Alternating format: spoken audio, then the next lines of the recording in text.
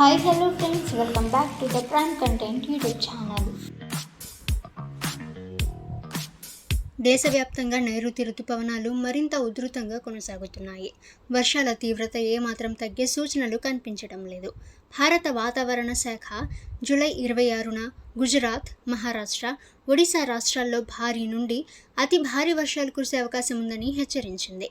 కొన్ని ప్రాంతాల్లో అత్యంత భారీ వర్షాలు నమోదయ్యే అవకాశం ఉందని పేర్కొంటూ ప్రత్యేక హెచ్చరికలు జారీ చేసింది. ఐఎండీ అంచనా ప్రకారం మహారాష్ట్ర, ఒడిశాలో శనివారం భారీ నుండి అతి భారీ వర్షాలు కురిసే అవకాశం ఉంది.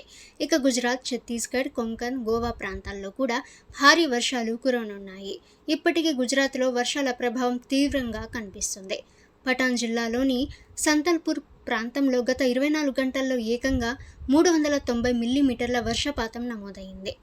అలాగే జూలై 26న అరుణాచల్ ప్రదేశ్, అస్సాం, మేఘాలయ, ఆంధ్రప్రదేశ్, మధ్యప్రదేశ్, గంగానది పరివాహక పశ్చిమ బెంగాల్, హిమాచల్ ప్రదేశ్, జమ్మూ కాశ్మీర్, జార్ఖండ్, నాగాలాండ్, మణిపూర్, మిజోరం, త్రిపుర, ఉత్తరాఖండ్, పశ్చిమ రాజస్థాన్ రాష్ట్రాల్లోని పలు ప్రాంతాల్లో కూడా భారీ వర్షాలు కురిసే అవకాశం ఉందని ఐఎండీ తెలిపింది.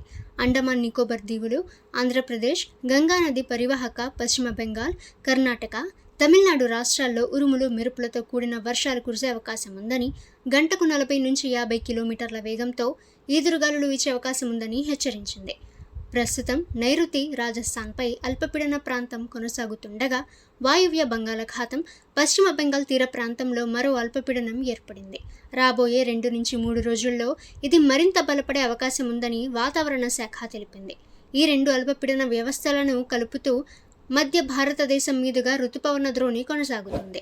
ఉత్తర భారతదేశంపై చురుకుగా ఉన్న పశ్చిమ విక్షోభం కూడా దీనికి తోడవటంతో దేశవ్యాప్తంగా విస్తృతంగా వర్షాలు కురుస్తున్నాయి.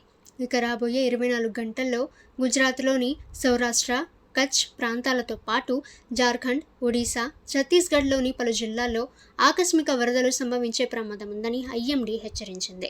ఫ్రెండ్స్, ఎటువంటి లేటెస్ట్ వెదర్ న్యూస్ అందరికంటే ముందుగా మీరు తెలుసుకోవాలి అనుకుంటే ద ప్రైమ్ కంటెంట్ యూట్యూబ్ ఛానల్ని సబ్స్క్రైబ్ చేసుకోండి. వీడియో నచ్చితే వీడియోని లైక్ చేయండి. ఈ సమాచారాన్ని మీ ఫ్రెండ్స్ అండ్ ఫ్యామిలీ అందరికీ కూడా షేర్ చేయండి. నెక్స్ట్ వీడియోలో కలుసుకుందాము.